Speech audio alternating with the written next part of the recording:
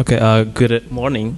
Thank you for the opportunity given to me to give a brief talk about my currently undergoing research, which is about sulfated polysaccharides from seaweeds, which has the potential to inhibit cell growth and cell cycle arrest of human cancer cells.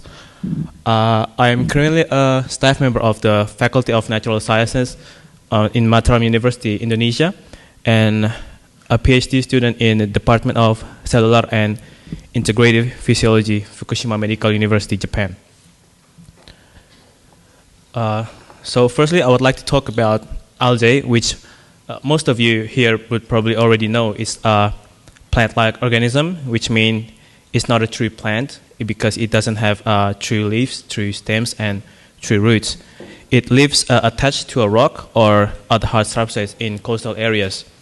So the basic classification of seaweeds and algae, they are divided by its pigments. So there are green algae, which has chlorophyll A, which allows the algae to undergo the process photosynthesis process, and chlorophyll B. And red algae, which has chlorophyll A and phycoerythrin, which gives it the red color, and brown algae, which has fucosanthin, which gives it the brownish color.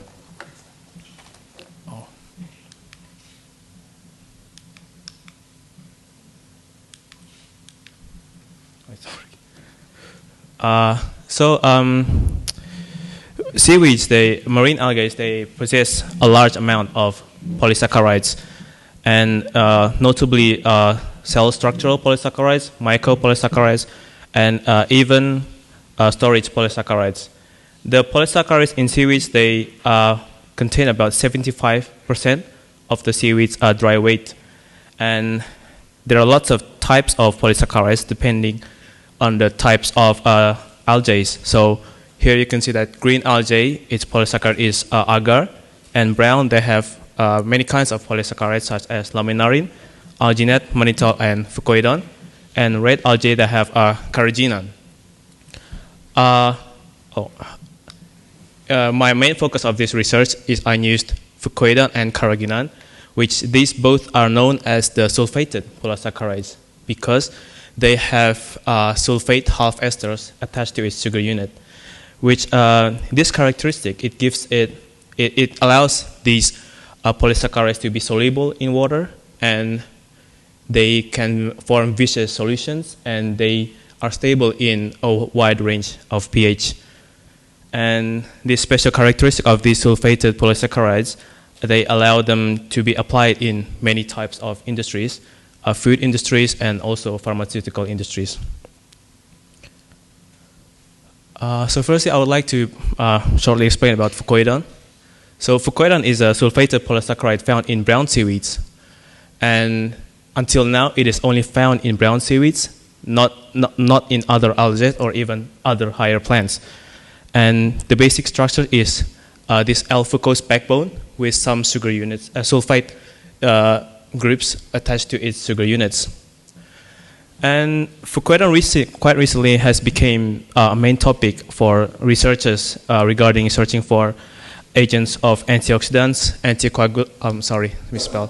anticoagulants, and anti-cancer, which makes the global production of fucoidone quite high, with 26,500 tons and valued at $318 million per year.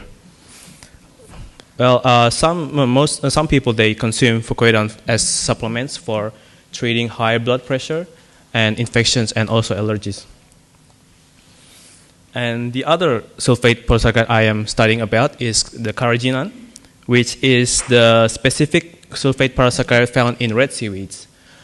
And this polysaccharide structure is basically formed by a repeating galactose unit with anhydrogalactose, and also with some sulfite groups attached to its sugar unit. And the common carrageenan can basically be divided into three types of carrageenan. There is kappa, iota, and lambda carrageenan based on the number of the sulfate groups. So kappa carrageenan, it has only one sulfate group, and iota has two, and lambda has three. These different number of sulfate groups obviously gives a different characteristic for each carrageenan. But the most standing out difference is the gel texture. So for kappa carrageenan, it forms a very hard and rigid gel, and for iota it forms a soft gel, and for lambda it doesn't form any gel at all. And for carrageenan, it is the production is much more higher than fucoidan. So it's 50,000 tons, and is valued $525 million US per year. And until I did my research, I didn't realize that actually carrageenan is in most of our daily consumptions and daily products. Carrageenan is used very widely in various food industries, like canned foods, salad dressings, and ice creams. And in the human medical perspective, they are recently reported also to have some anti-tumor and antiviral properties. So the problem here in my research is, well, the health benefits of sulfate polysaccharides from seaweeds are obviously already widely known, because there are already lots of health products and supplements as food dietaries, as human daily products and consumptions, either functioning as an antioxidant, anticoagulant, or, which is currently quite intense under research, is as an anti-tumor agent. But thus its potential as an anti-tumor agent, which is my focus, is already known, but the mechanism is still not clearly understood on how it actually acts as an anti-tumor agent. So firstly, what I did here is I checked whether it has any effect on the cancer cell viability. So I used 3 type of cancer cell lines, just 3 now. So I have HEC293, which is a kidney carcinoma, and CACO2, which is an intestine carcinoma, and HeLa, which is a very famous cancer model, which is a cervical carcinoma. So yeah, until 90% confluency, I divided them into small 35 millimeter square dishes, pre-culture for 48 hours, then did the a basic viability test with triple bloom staining. And these are the results I got. So we got, my team got is, firstly for fucoidan, there was quite a significant difference basically in when you see the concentration in 100 micrograms per milliliter, it reduced the viability until more than around 50%. But compared to fucoidan, lambda, carrageenan, and kappa carrageenan, they don't have any significant effects for these in vitro assays towards the cancer cells. The answer is we are still figuring it out. And when we check the morphology of these treated cancer cells, this one is HeLa. Well, when it reaches the maximum concentration at 100 micrograms per milliliter, we can see the cell structure is already changing to a much more circle, small. So the cell is shrinking, and it eventually will die, either apoptosis or necrosis. And for kappa and lambda, there is no slightly any difference in the morphology regarding the treatment of the sulphated polysaccharides. So the next treatment is we wanted to know how actually does these sulphated polysaccharides inhibit cell growth of these cancer cells. So we suggest maybe it arrests the cell cycle. So for this treatment, we use this quite recent technology. It's called Fuchi, and it's developed by Professor Miyawaki and his colleagues from RIKEN. And Fuchi is actually an absorptive for fluorescence ubiquitination cell cycle indicator, and it's a genetically encoded 2-color red and green indicator that lets you follow cell division within a cell population. While Fuchi is actually just a derivative from HeLa cell, so it has basically the same characteristics as HeLa cells. So basically how this Fuchi works is it has fluorescence-based proteins system employs both red and green, which is fused into cell cycle regulators, CDT1, which is in G1, and germanium, which is in G2. So basically, when during the cell cycle occurs, these proteins are ubiquitinated with specific E3 ligases, which target them to the proteasome to be degraded. So when in the G1 phase, the gymineme would be degraded, and then only left out the CDT1, which is tagged to the RFP, and then the cell will occur with a red fluorescence. And then in the G2 phase and S and M phase, the CDT1 will be degraded and only leaving gymineme, which is tagged to GFP, and it will show a green fluorescence color. And for the G1 and S transfusion phase, both proteins are present, which CDTN is decreasing and gymineme levels are increasing. That makes an overlay color of green and yellow, red, resulting yellow fluorescence. Here I have a short video of how this is a 24 time lapse. Oh, it's not moving.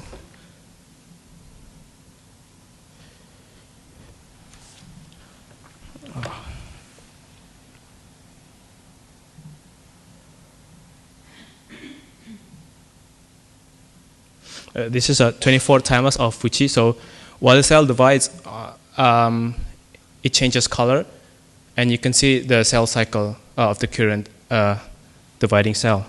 I find it very interesting and very easy tool to use. So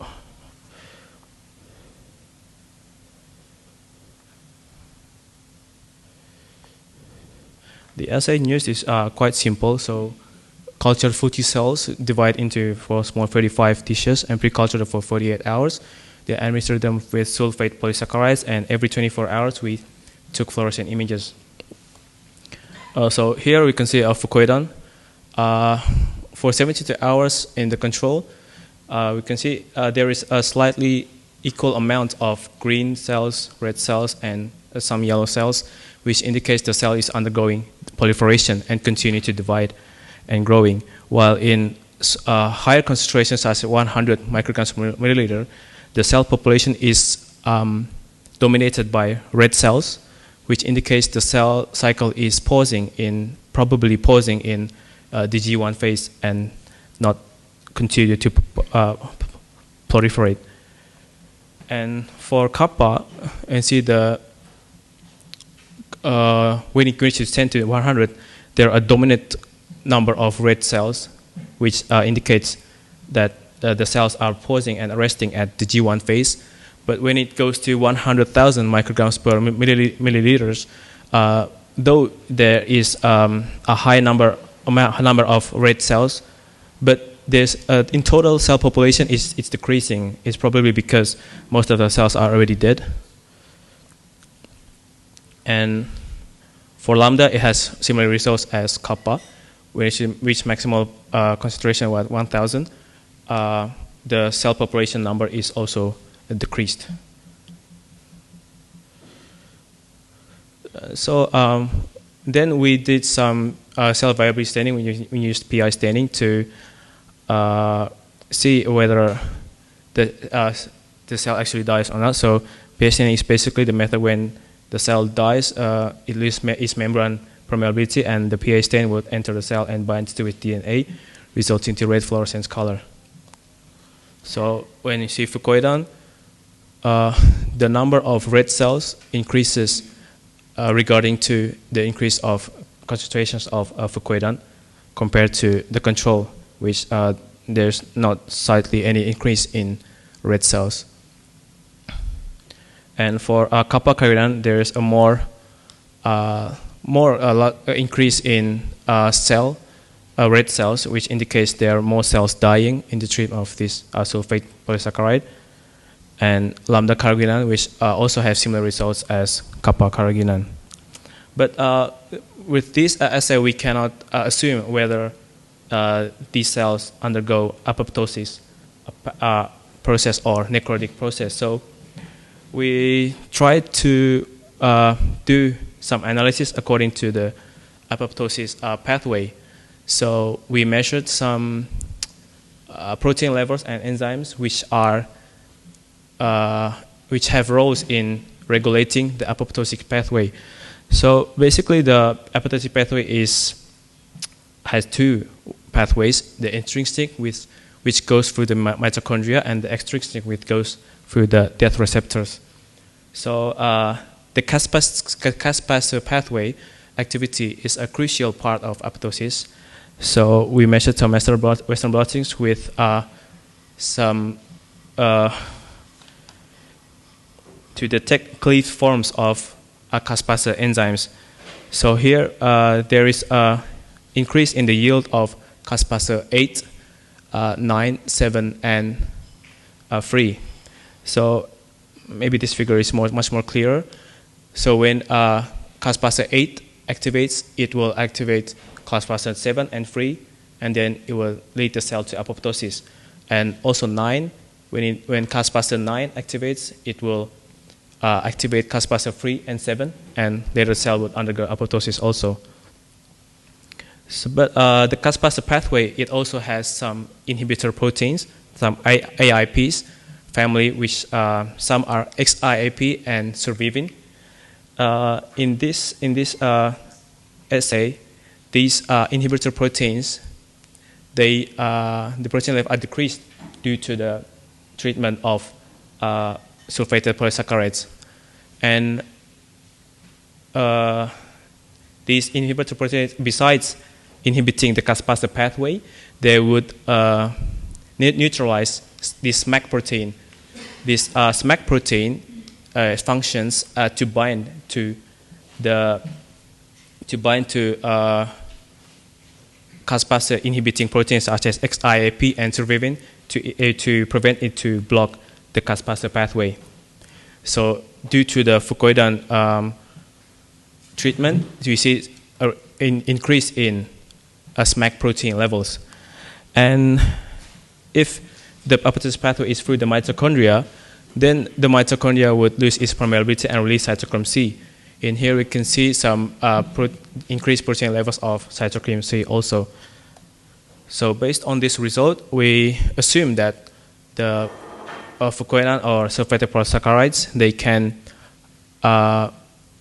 trigger the apoptosis pathway through the intrinsic pathway, through the release of activation of the Caspase 9, through the release of cytochrome C, and the downregulation of IAP proteins as XIAP.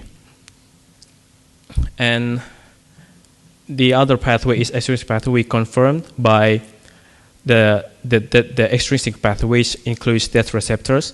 So the death receptors that have ligands which binds to them, which later will activate the Caspase 8, would then lead to the activation of Caspase 3, 7, and then apoptosis.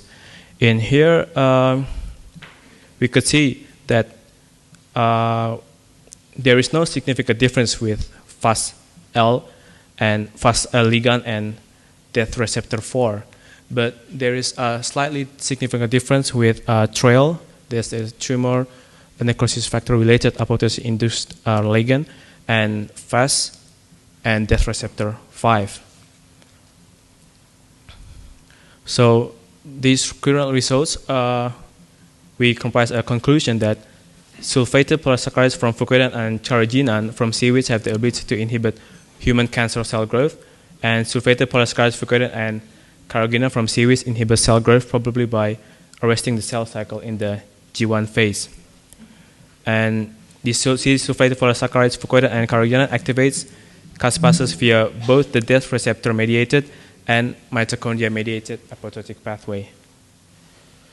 Acknowledgements to my supervisor, Professor Akiro Azama, head of the Department of Cellular and Integrative Physiology, Fukushima Medical University, and some of my lab members that helped me with my work, Dr. Masao Miyake and Kobayashi Daisuke and Dr. Kakinuchi Kei. And last is thank you for your attention.